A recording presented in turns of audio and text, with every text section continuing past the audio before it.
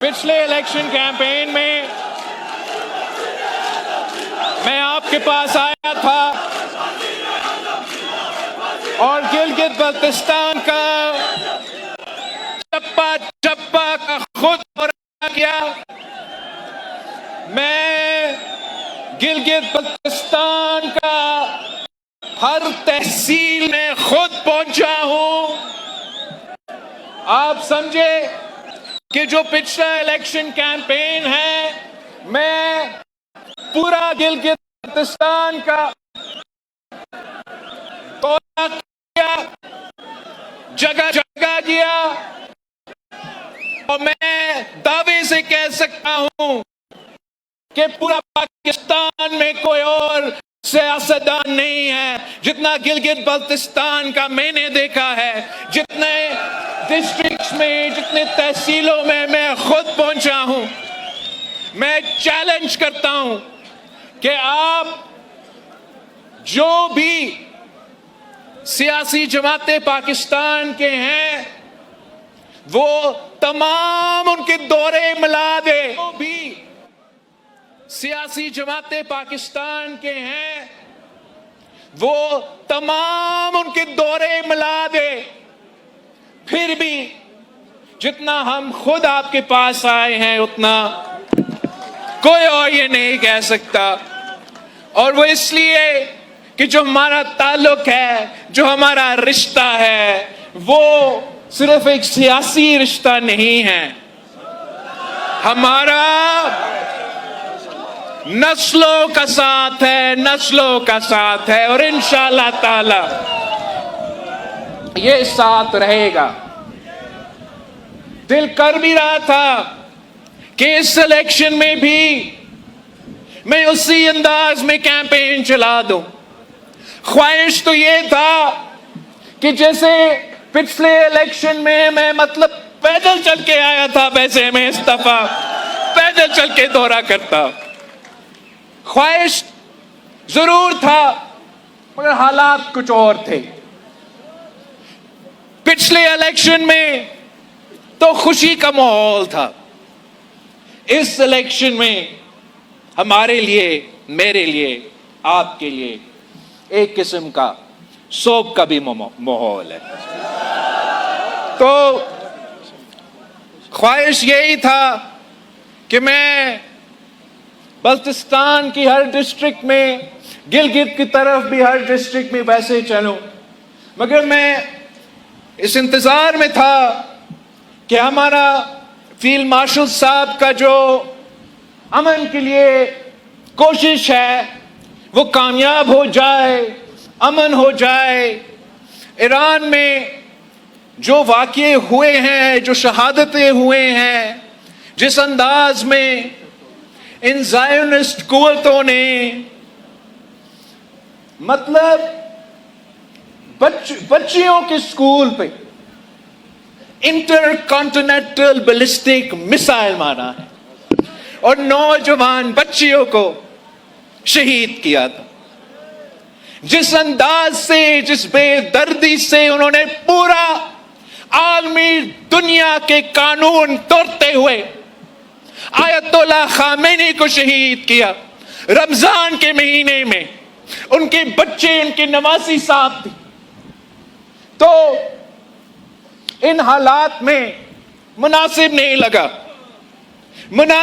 لگا کہ میں آپ کے پاس پورے گلگت بلتستان میں اس انداز میں الیکشن کیمپین چلاتا. انتظار میں تھا, اور آج بھی ہم دعا گو ہے کہ یہ جو چیف آف ڈیفنس فورسز کا, فیلڈ مارشل کا امن کی کوشش ہے یہ کامیاب ہو. ہم دعا گو اس لیے ہیں کہ پاکستان پیپلز پارٹی ہمیشہ سے جنگ کے خلاف ایک امن پسند جماعت رہی ہیں. جو اس جنگ میں جو شہادتیں ہوئے, اور یہ کہانی ایران تک محدود, دردی سے فلسطین میں, لیبنان میں, سیریا میں مسلمانوں کو شہید کیا جا رہا ہے، اور جو کردار اس وقت پاکستان کا افواج، پاکستان کا فیلڈ مارشل جو کردار ادا کر رہا ہے، امن کی کوشش جاری ہے. ہر پاکستانی فخر مند بھی ہے اور دعا گو ہے کہ وہ کامیاب ہو، اور بہت ضروری ہے کہ یہ امن کا کوشش کامیاب ہو. اس لیے اس جنگ کا بوجھ ایران کے عوام تو اٹھا رہے ہیں، فلسطین کے عوام اٹھا رہے ہیں، پوری مسلم دنیا میں، پوری مسلم امہ میں اس جنگ کا بوجھ اٹھایا جا رہا ہے. مگر ساتھ ساتھ پوری دنیا کے نوجوانوں یہ بوجھ اٹھا رہے ہیں. ایک تو جو اس کا معاشی امپیکٹ ہے، آپ سب وہ معاشی امپیکٹ بھی اٹھا رہے ہو. اس جنگ کے نتیجے میں جو معاشی بحران پیدا ہوا ہے، اس معاشی بحران کی وجہ سے جو اس وقت ملک میں اور عالمی سطح پہ جو مہنگائی کا صورتحال ہے وہ آپ سب جانتے ہو. تو سب سے پہلے ہم دعا گو ہے کہ یہ امن کی کوشش کامیاب ہو، تاکہ پاکستان اور پوری دنیا میں یہ جو معاشی بحران ہے اس کو ایڈریس کیا جائے اور عام آدمی کو اس کا نقصان سے بچایا جائے. انشاءاللہ تعالی یہ تمام کوششیں کامیاب ہوں گے اور پاکستان کو اس معاشی بحران سے نکالا جائے گا. پاکستان پیپلز پارٹی کا جو سیاست ہے وہ باقی سیاسی جماعتوں کے سیاست ایک طرف اور پاکستان پیپلز پارٹی کی سیاست ایک طرف. ہم وہ واحد سیاسی جماعت ہے جو اس وقت میدان میں ہے، جو پسماندہ طبقہ کا نمائندگی کرتے ہیں، جو غریب طبقہ کا نمائندگی کرتے ہیں، جنہوں نے کسانوں کو، مزدوروں کو، محنت کشوں کو حقوق دیا. ہم پہلے پسماندہ طبقہ کا سوچتے ہیں، پھر ترقی کرنے والوں سے پوچھتے ہیں.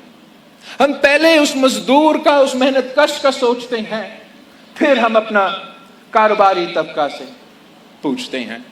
ہم پہلے اپنے کسانوں سے، اپنے ہاریوں سے حال پوچھتے ہیں، پھر ہم جو زمیندار ہے، جو زرعی شعبے سے تعلق رکھتے ہیں، ان سے پوچھتے ہیں. اور ہم سمجھتے ہیں کہ ملک کی ترقی تب ہو سکتا ہے جب پسماندہ طبقہ ترقی کرے، جب مزدور کو، کسان کو، نوجوانوں کو معاشی طور پہ مضبوط کیا جائے تو پورا ملک مضبوط ہو جاتا ہے. باقی سیاسی جماعتوں سمجھتے ہیں کہ آپ امیروں کو مزید امیر بنا دیں تو ملک ترقی کر لے گا. یہ کس قسم کا معاشی پالیسی ہے کہ امیر تر ہو، غریب تر ہو، اور نام ترقی کا دیا جاتا ہے. پاکستان پیپلز پارٹی کا نظریہ یہ ہے کہ ترقی وہ ہے جب کسان ترقی کرتا ہے، ترقی وہ ہوتا ہے، معاشی ترقی وہ ہوتا ہے جب مزدوروں کو محنت کا صلہ دیا جاتا ہے. ترقی وہ ہے جب نوجوانوں کے لیے روزگار کے مواقع پیدا کیے جاتے ہیں. اور 3 نسلوں سے یہ ہمارا ریکارڈ ہے. اب قائد عوام شہید ذوالفقار علی بھٹو کا معاشی ریکارڈ اٹھا کے دکھائے تو قائد عوام نے کسانوں کو زمین کا مالک بنایا، مزدوروں کو، آج ایک مہمان آیا ہے گلگت پہ، وہ برا نہ مانے، مزدوروں کو مالک بنایا، ملوں کا مالک بنایا. اسی طریقے سے قومیں ترقی کرتی ہے. شہید محترمہ بے نظیر بھٹو جب وزیر اعظم تھی تو مشہور تھی بی بی کہ بے نظیر آئے گی روزگار لائے گی، بے نظیر آئے گی۔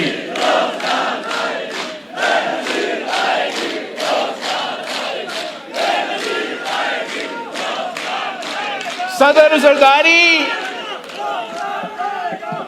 جب پہلی دفعہ اس ملک کا صدر بنا